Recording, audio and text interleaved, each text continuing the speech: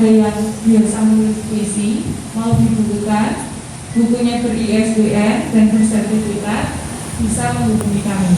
Kami bersedia mengeditkan sampai menjadikan buku ber-ISBN.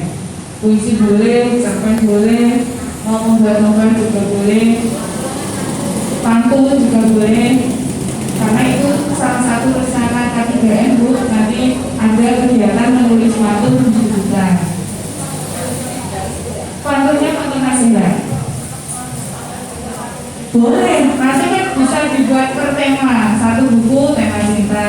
Seperti kemarin yang sudah kami lakukan, yaitu menulis puisi tentang cinta. Karena cinta itu kan luas. Yang menulis juga beraneka, bukan beraneka, dari segala usia. Ada yang anak-anak untuk kedua orang tuanya, untuk gurunya. Ada yang sampai usia tua untuk anak-anaknya, itu juga ada. Jadi ini masih proses menunggu bukunya dikirim. Sudah jadi 2 buku, yaitu Tabur Cinta dan Karena Cinta. Itu semua sudah seleksi di bulan Januari kemarin. Jadi nanti kalau ibu-ibu ingin membuat antologi kumpulan puisi atau cerita, boleh menghubungi kami. Selanjutnya, Pak, di dalam K3M tadi, nah ini, jadi buku bisa berkarya sendiri yang disebut buku solo, bisa juga bersama-sama. Itu nanti antologi kumpulan dari karya ibu-ibu semuanya. Nah, masuk pada pelatihan menulis fabel, itu bertujuan yang pertama menghasilkan karya fabel dari hasil berpikir kritis dan imajinatif. Tidak ada cerita yang tidak ada proses kreatifnya. Semua diawali dari ide cerita. Mau menceritakan apa? Kalau fabel dimulai dari mau mengungkapkan nilai moral apa yang akan dibahas. Gitu. Kemudian menghasilkan buku kumpulan fabel ber-ISBN. Mengumpulkan karya jadi buku saja itu bagus. Akan lebih bagus lagi kalau ber-ISBN karena legal, bisa dibaca oleh semua orang dan sudah terdaftar di Perpusnas nasional. Jadi karya Bapak Ibu, karya Ibu nanti bisa dicari di internet, ketik nama, judul bukunya apa, muncul di situ. Suatu kebanggaan yang biasanya kita mencari judul buku karya orang lain, di situ nanti ibu-ibu bisa melihat karyanya sendiri. Begitu. Yang ketiga, pelatihan ini nanti akan memberikan sertifikat bagi siapa? Bagi peserta pelatihan yang mengikuti dari awal sampai selesai, sampai mengumpulkan karyanya, sampai yang kedua sampai karyanya dibukukan. Karya yang dibukukan ini sertifikatnya tidak hanya dari kami, tetapi dari penerbit. Nah, sekarang mungkin agak terlalu jauh, tapi saya masih terbaca. Silakan dibandingkan terlebih dahulu. Ada cerita A, ada cerita B. Manakah yang fabel? Tidak kelihatan. Yang paling dekat tadi bisa memberitahu. Yang A ceritanya tentang apa? Yang B ceritanya tentang apa?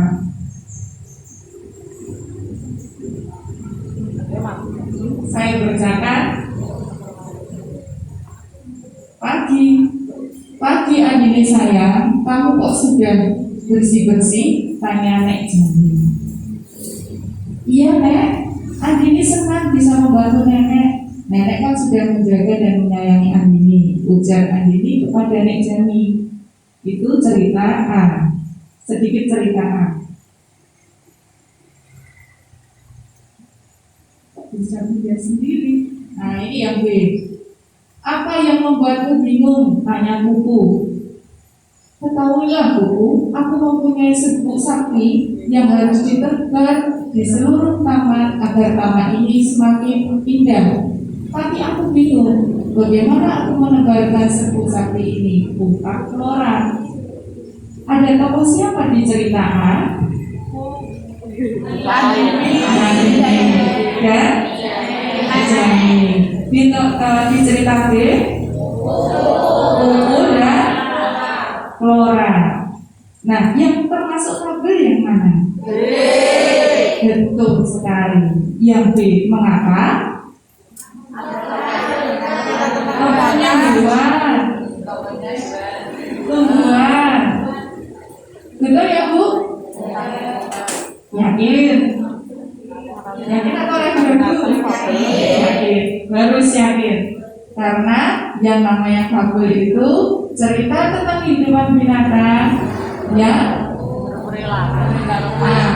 memiliki perilaku, sifat, sikap seperti manusia. Ibaratnya ibu-ibu ini membuat cerita, tetapi cerita seperti kehidupan biasa ini, tetapi tokohnya binatang.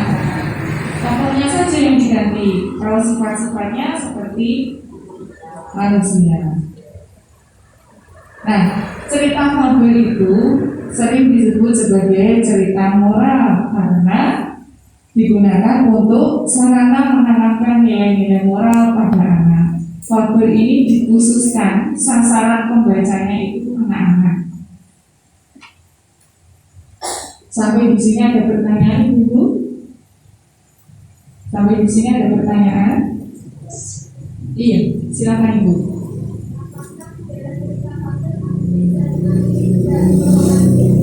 Apakah di dalam cerita fabel itu boleh dimasuki tokoh manusia? Berikut jawabannya. Ada lagi.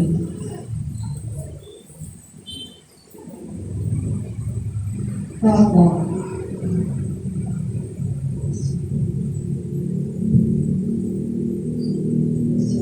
Nah, di dalam fabel tokohnya itu ketika kita menceritakan ada 3 variasinya, yaitu tokoh hewan dan settingnya sesuai habitat, sama-sama hewan. 1, tempat, 3. Tokoh hewan dan settingnya berdasarkan imajinasi, seperti kambing yang sekolah, itu kan tidak mungkin, tetapi dimungkinkan di dalam fabel. Kalau yang ketiga, tokohnya tetap hewan, tetapi ada tokoh manusia sebagai pendukungnya. Perlu dicatat, yang berbicara itu, yang berdialog hewan dengan hewan, bukan hewan dengan manusia atau sebaliknya. Karena tidak ada manusia yang bisa berdialog dengan hewan, dan itu harus diberitahukan kepada pembaca anak-anak. Tidak mungkin itu manusia berdialog dengan hewan. Kalau misalnya ada burung yang bisa dilatih, itu kan dilatih, bukan bukan berdialog ya. Begitu. Jadi mulai dari kecil harus ditunjukkan realitanya itu seperti apa. Baik. Ada lagi yang ditanyakan? Kalau tidak saya ulang sebelum ini tadi.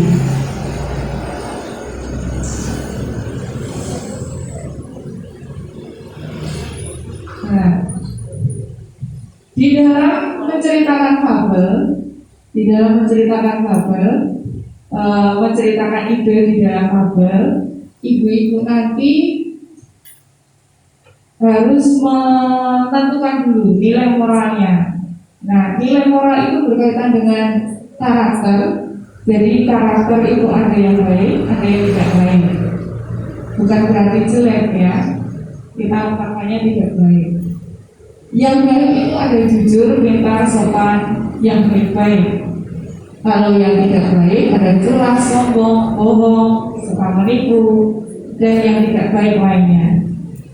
Nah, fungsinya fabel itu dikembangkan atau ditulis itu untuk apa? Agar kita bisa belajar dari lingkungan. Kita belajar itu tidak hanya dengan manusia, kita bisa belajar dari hewan, dari tumbuhan, dari alam sekitar.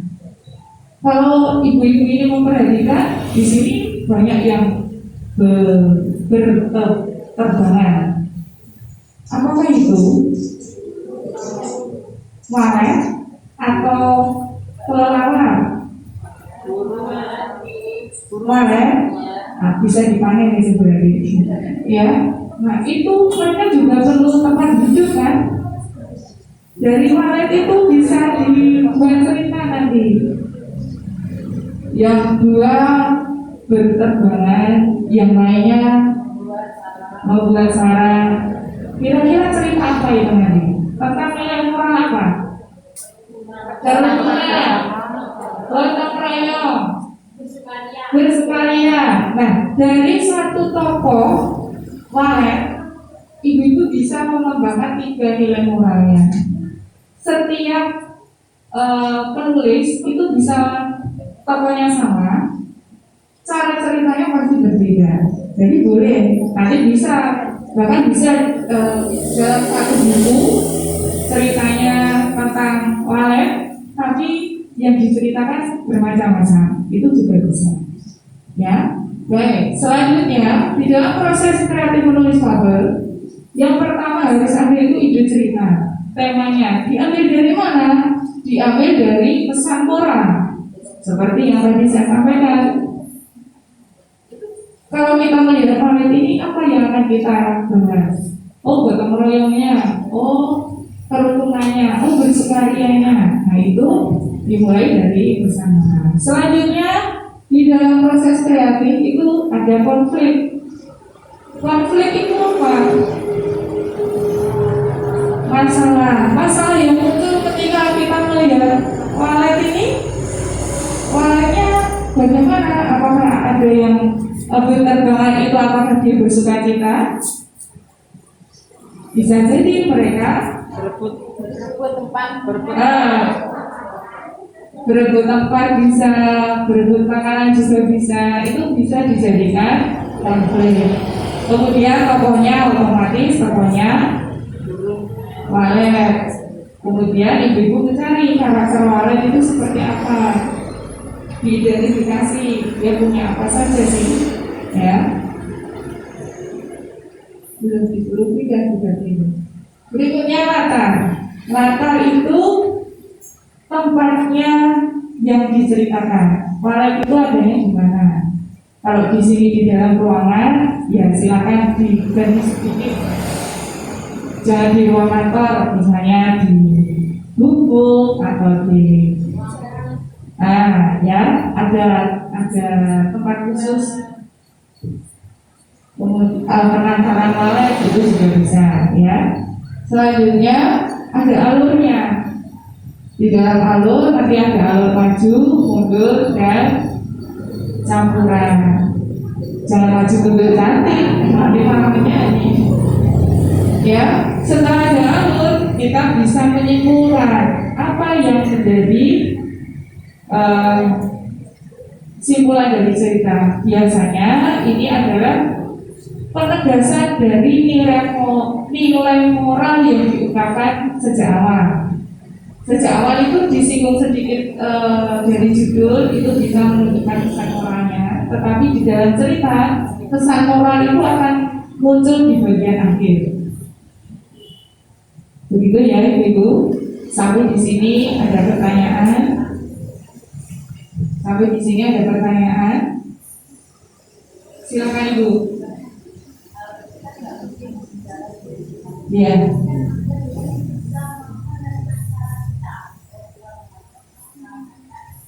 Iya. Betul. Iya. Iya. Boleh. Kalau itu boleh Ibu. Kan yang majikannya itu memberikan isyarat, tapi yang berdialog kan tentang hewan dan hewan loh. Misalnya kucing dengan kucing, kucingnya ada 2, yang satu nakal suka nyuri makanannya lauk itu. Nah, itu yang satu bisa memberitahu janganlah mencuri, kan kita sudah dibagi makanan, itu kan bisa. Ya, jadi tetap ada tokoh, boleh menggunakan tokoh manusia, tetapi sebagai pendukung. Begitu. Ada lagi Ibu? Ada pertanyaan lagi? Iya, silakan Ibu. Nah, nah, pada suatu hari gitu ya Bu. Oh ya, baik. Itu permasalahan yang sudah turun temurun. Saya dulu waktu kecil diajarinya ya begitu. Pada suatu hari, karangannya pasti liburan ke rumah nenek, ya itu. Nah, kalau rumah neneknya satu rumah, terus apa yang akan diceritakan? Ya, baik. Untuk mengawali cerita, ibu-ibu bisa memulai dari mengenalkan tokoh. Tokoh ini nanti, tokoh di dalam fabel itu boleh diberi nama. Kalau kucing boleh diberikan nama Miu atau Sikus atau nama siapa yang imut lah kaitannya dengan karakter kucing. Bisa mengenalkan, tapi tidak boleh panjang-panjang mengenalkannya. Misalnya, aku Miu yang suka memakan ikan yang sering diberikan majikan kesayangan aku. Kemudian nanti aku punya temanku ini agak usil, namanya Miu, gitu. Ya, jadi mengenalkannya sedikit, tapi nanti langsung ke cerita. Tujuannya di mana, kemudian kesukaannya apa, muncul masalahnya apa, itu. Jadi kalau cerita anak biasanya itu dimulai dari waktunya kapan. Kalau di fabel bisa dimulai dari mengenalkan tokohnya. Bisa juga ibu-ibu nanti